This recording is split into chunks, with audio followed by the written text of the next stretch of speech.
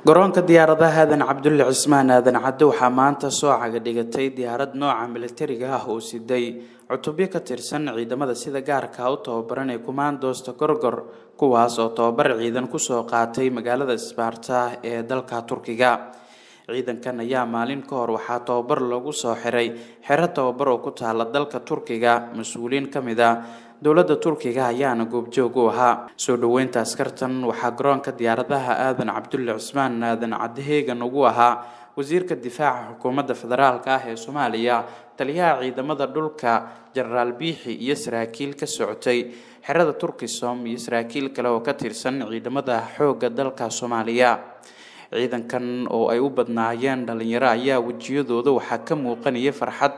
la xiriirta dib u soo laabashada dalkooda hooyo, iyaga oo wajiyadooda ay ka muuqatay sidoo kale inay diyaar u yihiin ama heeganba ay ugu jiraan ka qaybgalka gudashada waajibaadka qaranka uu ku leeyahay.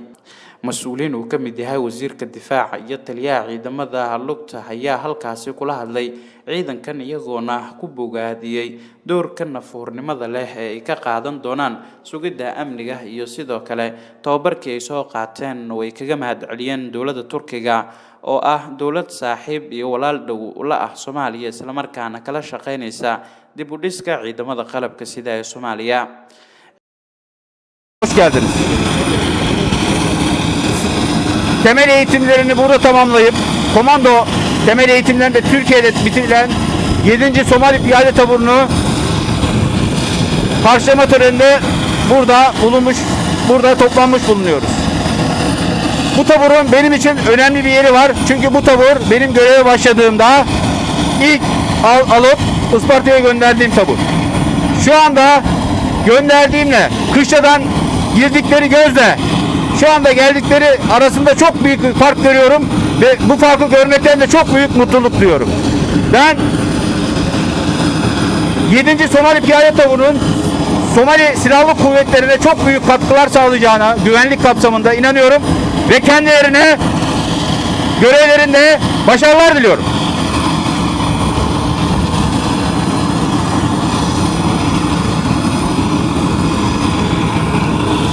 Somali Kara Kuvvetleri Komutanı Muhammed Tahlil Bihi ve Milli Savunma Bakanı Hasan Hüseyin Hacı'nın konuşmaları.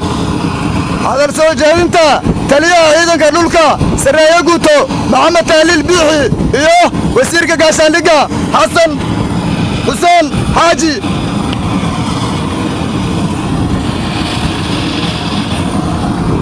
Bismillahirrahmanirrahim. Elhamdülillah ve tenâulillah ve salatu ve selamu ala aşrafil mursalin. marka ugu horeysa waxaan salaamayaa wasiirka gaashaandhigga, taliyaha ku-xigeenka ciidanka dhulka, taliyaha dugsiga Turkisom, taliyaha dugsiga qaybta Soomaalida, saraakiisha labada dhinac ee dhammaan halkan joogta, bacda saxaafadda, ciidankan noo yimid maanta dhammaantiin assalaamu calaykum waraxmatullaahi wabarakaatu. salaan kadib waxaan rabaa marka ugu horeysa inaan u mahadceliyo dowladda Turkiga, gaar ahaan qaybta ciidanka ee noo soo tababartay ciidamadan. waxaa idinkugu filan ammaan iyo bogaadin in qof walba oo Soomaali ah ama qof walba adduunka wuxuu ku daydaa role model u ah ama dowlad ama shakhsi. ummadda Soomaaliyeed dowladda ay higsanayso ay rabto inay sideedoo kala noqoto ku dayato xagga horumarka ciidanka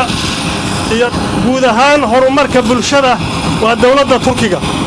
dowladda aan rabno inaannu waddada ay qaadno si aannu horumar u gaarno,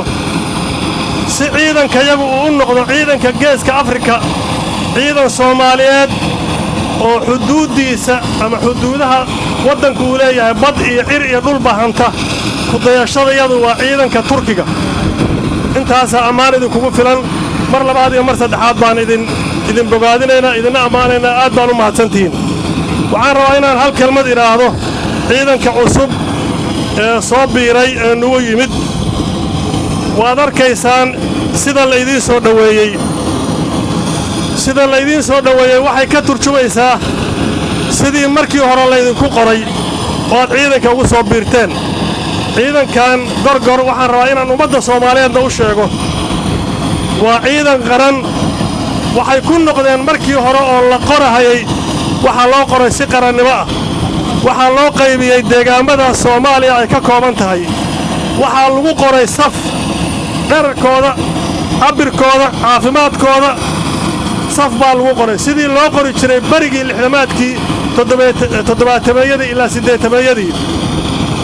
sidii loo qori jiray ciidamadii soomaaliya ayaan u qorray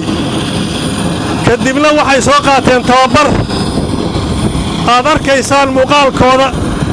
iyo habdhiskoodu inuu ka turjumayo tababarkii ay soo qaateen qaabkaasaannu idiin soo dhowaynay waxaan u sheegaynaa shacabka soomaaliyeed ciidamada gorgor waa ciidan aad isku hallayn kartaan waa ciidan shacabka soomaaliyeed ku hurdi karo waa ciidan garanahaya xuquuqda shacabka soomaaliyeed ay ku leeyihiin in la dhowro midka jiran in la dhowro hooyada waayeelka ah in gabadha la dhowro in odayga la dhowro in ganacsiga la dhowro in cadowga la iska ilaaliyo oo cadowga dharbaaxa kulul lagu dhufto ciidan u tababaran weeye ku dheeraan maayo wasalaamu calaykum waraxmatullaahi wabarakaatu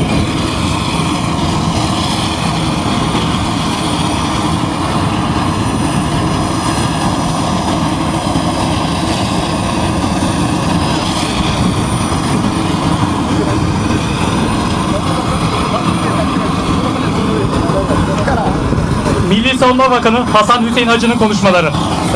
hadal soo jeedinta wasiirka gaashaandhigga xasan xuseen xaaji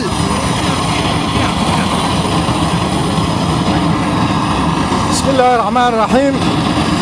الحمد لله رب العالمين والصلاة والسلام على أشرف المرسلين سيدنا محمد وعلى آله وصحبه وسلم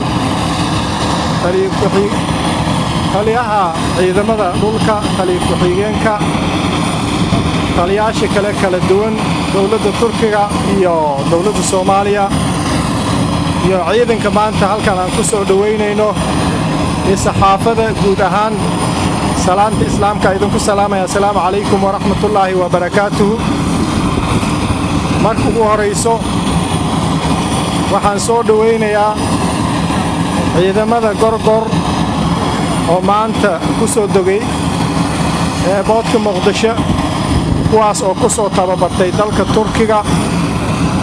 tababar dheerna la soo siiyay sidii dalkooda diintooda u difaaci lahaayeen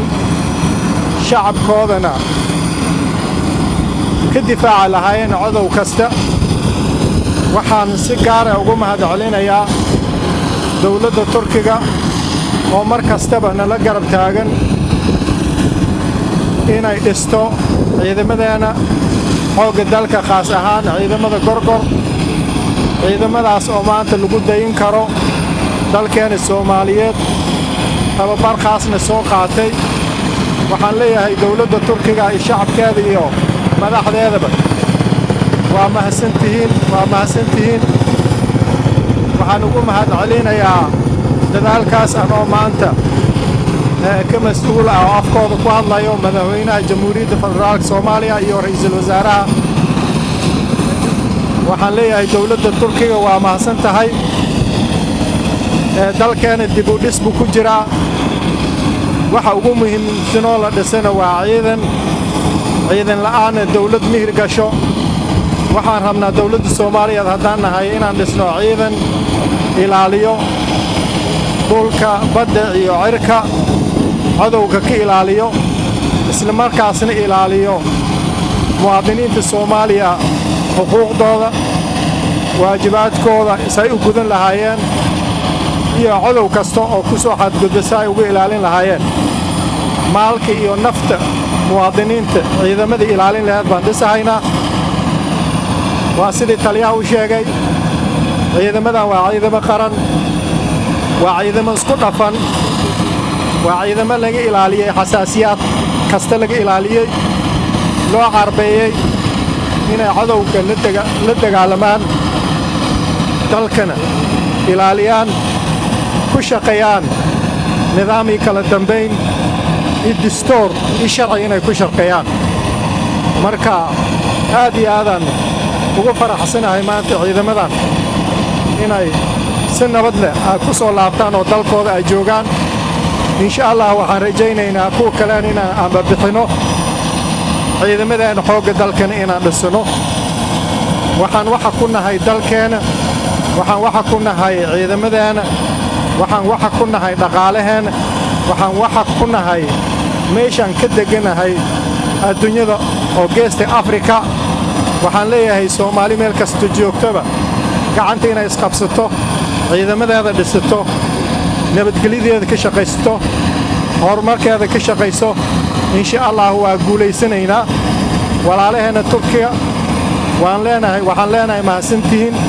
insha Allah intaan joogno waxaan rajaynaynaa in ciidan qaran dhisno dalkeenana hadda aad u degan yahay deganaashada siyaasadeed inaan ka faa'iideysano horumarka dalka ka shaqeyno waana salaamintiina assalaamu calaykum waraxmatullaahi wabarakaatuh